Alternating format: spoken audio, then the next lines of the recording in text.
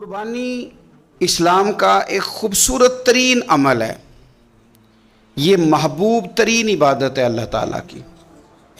قربانی اپنی فضیلت کے لحاظ سے، عظمت کے لحاظ سے، اپنی بلندیوں کے لحاظ سے دین میں بڑا مقام رکھتی ہے، لیکن ہر چیز کا رنگ روپ بدل دیا جاتا ہے نا، چونکہ قربانی چلی آ رہی تھی حضرت ابراہیم خلیل اللہ علیہ السلام سے، تو اہل عرب جو تھے مشرکین مکہ قربانی کا تعارف وہ بھی رکھتے تھے، پر وہ قربانی کی حقیقت کو، قربانی کی حکمت کو، قربانی کے حسن کو، قربانی سے پھوٹنے والی روشنی کو سمجھنے سے ناآشنا تھے۔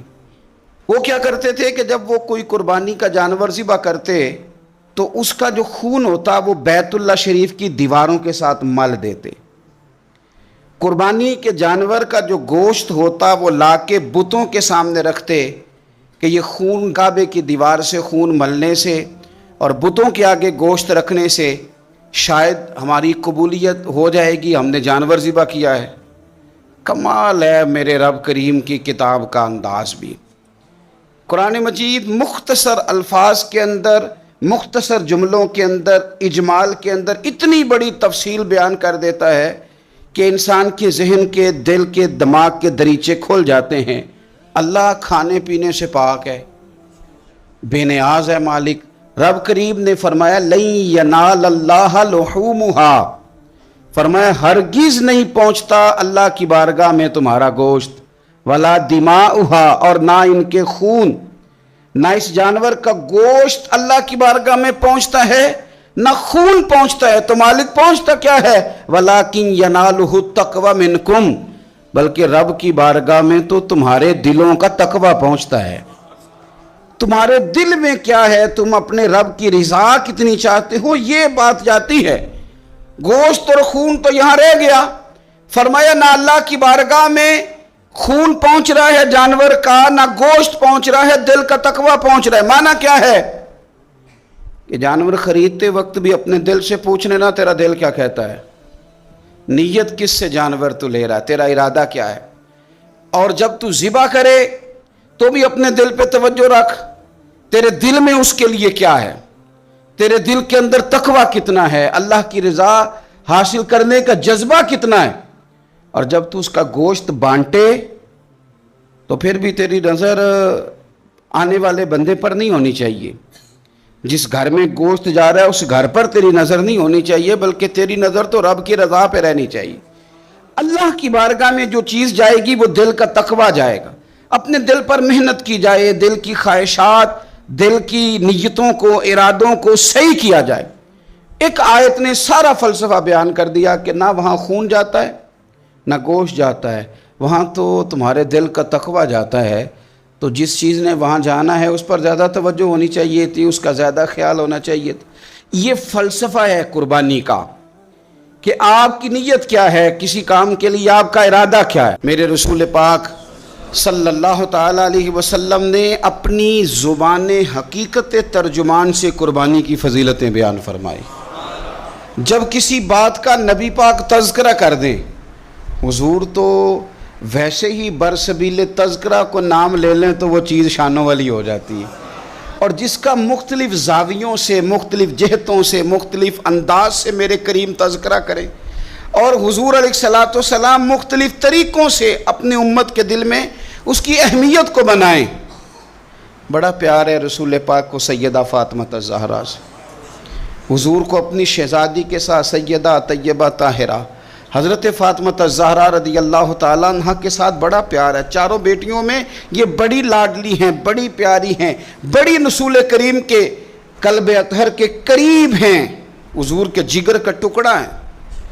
یہ قربانی کا وقت آیا تو رسول پاک صلی اللہ علیہ وسلم نے فرمایا، حضرت ابن عباس حضور کے چچا زاد ہیں، وہ کہتے ہیں نبی پاک علیہ السلام نے فرمایا فاطمہ اپنی قربانی کے قریب آ جاؤ اور گواہ بن جاؤ۔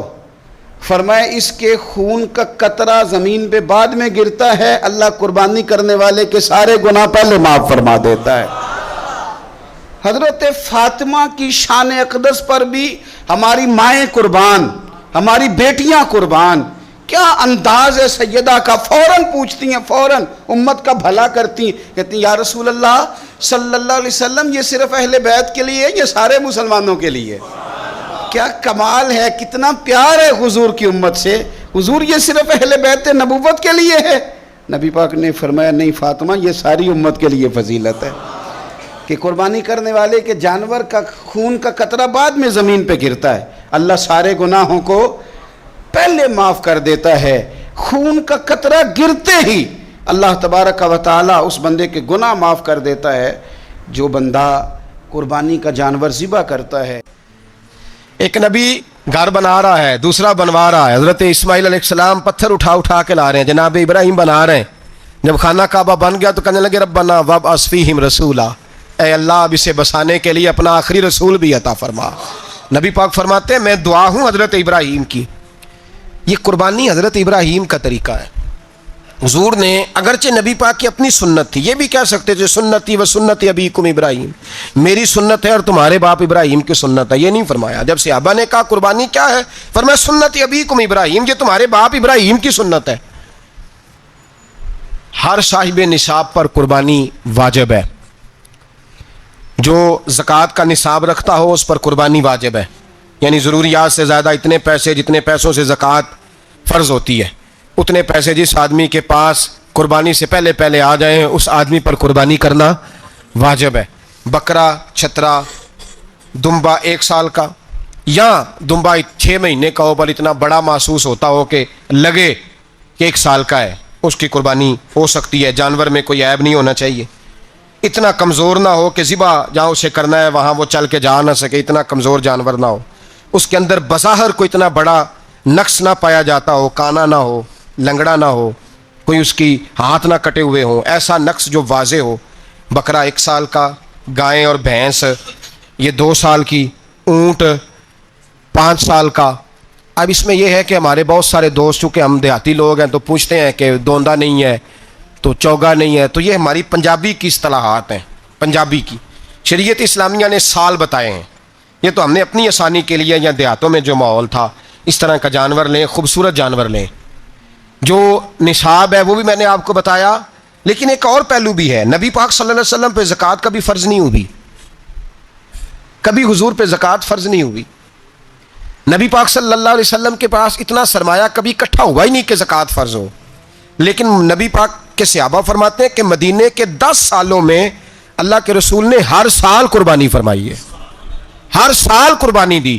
اور جس سال حضور حج کرنے گئے اس سال اللہ کے نبی نے 63 اونٹ ذبح فرمائے، اور حضور صلی اللہ علیہ وسلم جب اونٹ ذبح کرنے لگتے نا تو صحابہ کہتے ہیں اونٹ خود دوڑ کے حضور کے سامنے آ کے لیٹ جاتا، اور نبی پاک اسے ذبح کرتے اور فرماتے ہیں ایک دوسرے کو دھکے دیتے اونٹ کے، پہلے میں نے جانا ہے ذبح ہونے کے لیے، پہلے میں نے، انہیں پتا تھا کہ جو مصطفیٰ کے ہاتھوں ذبح ہوگا وہ تو دائمی زندگی پا جائے گا، یہاں بھی وہاں بھی زندہ۔ 63 اونٹ ذبح کیے، ایک اونٹ میں کتنی قربانیاں ہوتی ہیں؟ 7۔ اب 63 کو 7 سے ضرب دو گے تو کتنی بنے گی؟ اور پھر نبی پاک صلی اللہ علیہ وسلم نے 10 سال مدینہ منورہ میں قربانی دی، ہر سال۔ اب وہ 63 اونٹ، ایک اونٹ میں 7 قربانیاں، ہر سال یہاں قربانی، اور مولا علی شیر خدا فرماتے ہیں نبی پاک 2 قربانیاں دیتے۔ میں نے کہا حضور 2 جانور ذبح کر رہے ہیں آپ، تو حضور نے فرمایا ایک میری طرف سے، ایک میری امت کی طرف سے، غریبوں کی طرف سے۔ اور حضرت علی کو حضور نے وصیت فرمائی تو 2 دیا کرے گا۔ یا رسول اللہ صلی اللہ علیہ وسلم میں غلام ہوں، خادم ہوں۔ حضور نے فرمایا علی ایک تو نے اپنی دینی ہے، ایک میری طرف سے دینی ہے۔ 2 قربانیاں۔ مولا علی نے بھی ساری زندگی 2 قربانیاں دی۔ حضرت علی بھی مال کے نصاب نہیں تھے، اپنا مکان ہی نہیں تھا، کوئی کاروبار نہیں تھا، کئی دن فاقے رہتے تھے، پر قربانیاں کتنی دیتے تھے؟